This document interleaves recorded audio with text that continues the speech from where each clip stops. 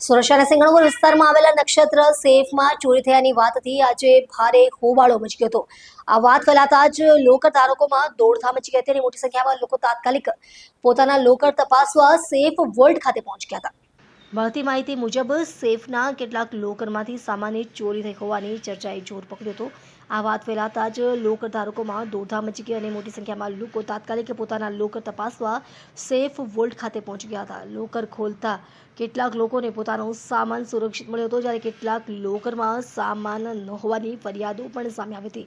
ઘટનાની ગંભીરતાને પગલે સિંગણપુર પોલીસ ઘટના સ્થળે દોડી આવી હતી। સેફ વોલ્ટની બહાર પોલીસ બંદોબસ્ત ગોઠવી દેવામાં આવ્યો છે। પોલીસે નક્ષત્ર સેફના માલિક સહિત 3 વ્યક્તિઓની પૂછપરછ હાથ ધરી છે।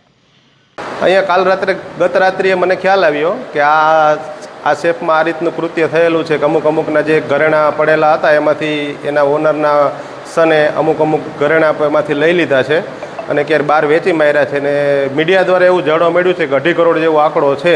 એટલે મારું સેફ અહીંયા હતું, એમાં બી થોડું ઘણું જાજુ ને થોડું ઘણું ગોલ્ડ પડેલું હતું, એના હિસાબે હું એ લેવા આવ્યો ને અહીંયા આવ્યો તો મારું ગોલ્ડ તો સેફ છે, મારું કંઈ એમાં ગયેલું